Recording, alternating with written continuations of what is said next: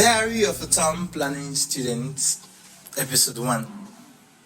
Planning. I simply call it the key to our evolution. Do you know why?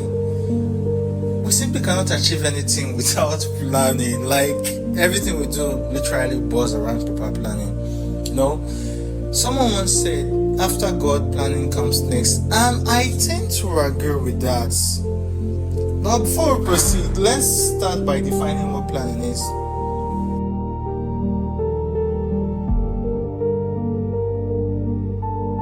I will simply say it is the organization of events or actions to achieve a desired result. And for planning to be effective, it must be intentional and not just some random activity we carry out.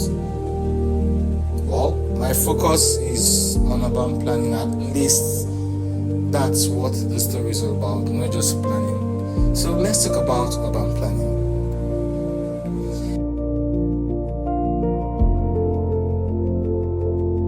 Urban planning goes by different names.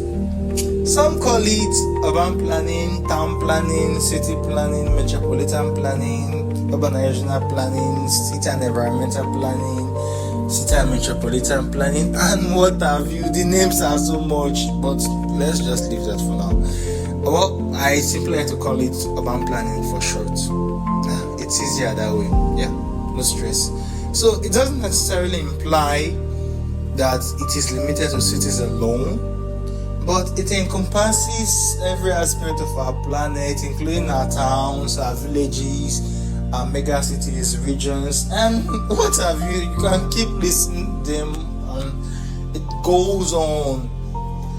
Well, you know, for you to actually understand something, you need to actually understand its definition. Various authors, there are so many people in the field that has defined urban planning before on what it is, but you know, there's one particular definition that stands out. That is the one everybody literally embraced as planning, and that was defined by Louis Kibo. In 1969, Louis Kibo defined urban planning as the art and science that deals with the ordering of land uses and siting of buildings and communication routes to create a maximum practicable degree of convenience, aesthetics, and economy.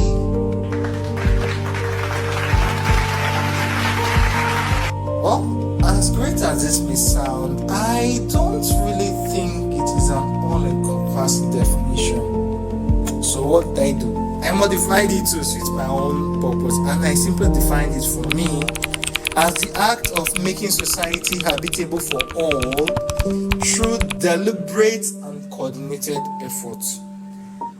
I go with this simply because everyone wants to live in a comfortable society which is habitable, and that is the essence of humanity. So, yeah, am I wrong? Now, let's talk about planning a bit. You see, when I was younger, I had no idea what planning was, but somehow I came to fall in love with urban planning through some of my encounter in my secondary school days. Now, like every other high school student or secondary school, whatever you call it, whatever, back then, I wanted to be a medical doctor, an engineer, a scientist, you know, those big names as every one of us wanted. I never really knew jack. I never really knew jack about what is called urban planning. Like, what is urban planning? Like, what on earth is that?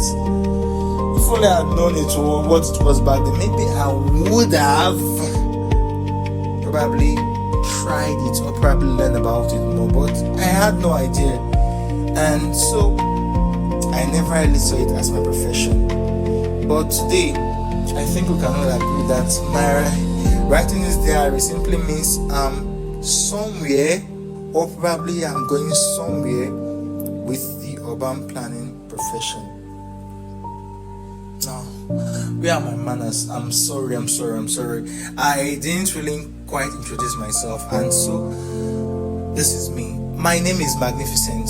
For short, that is my alias. I'm not going to go past that. And I would like to stick with that. It's easier that way. I'm from Delta State, and it's a place in southern Nigeria. Quick fact, do you know that Nigeria is the most populous black country in the world? Yeah, that's us. We are proud people, and I'm proud of my heritage though. So I grew up in Warri.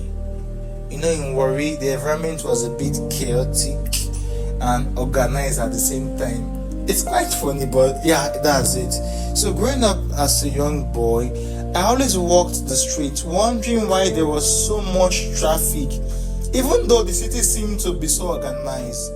But I always wish society were better and there was less chaos in the environment, and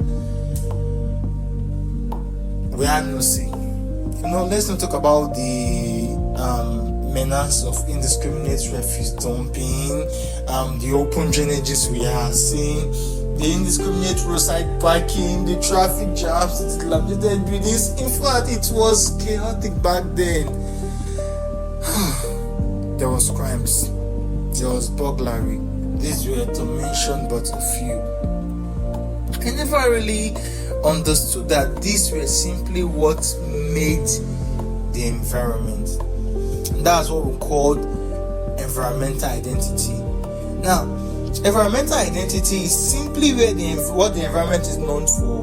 Like every environment is like a living being. Just as every man has his own identity, that's how every environment has their own identity. So they are distinct and they are different. No two environments is the same.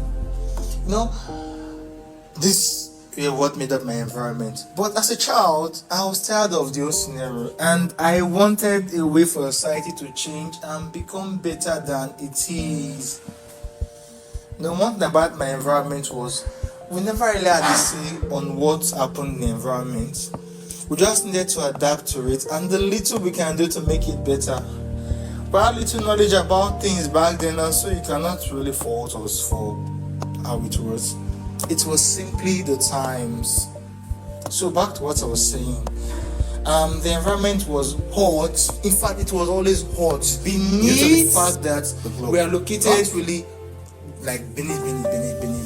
But not beneath the equator, we are beneath the equator, and so we are in a hot zone. And the environment we were in didn't really give us much chances to see trees and flowers. It was a rare commodity back then, and the reason being that the development patterns we had was a bit chaotic. That's by the wayside. So let's go to our stories. So back then in my high school days, my secondary school, intermediate school, whatever you call it, that was the first time I really came to understand what planning is. Well, partially, not entirely. It is that period where there was this transition from my elementary school to the severe stage of life. I like to call it that. Yeah. Because it's simply the time where, we're having so much juvenile delinquency and our teenage uprising. We felt like we were adults, but we were not willing to actually take up the roles of adults. It was quite crazy back then. So that's where we felt like, okay, we can do anything. Yes, anything we want to do, we can do anything. We felt on top of the world. That was when I encountered urban planning. And I never really knew or fell in love with the profession. Or I'll probably hate it. But let's see. Who knows? Maybe time will tell what the profession was for us.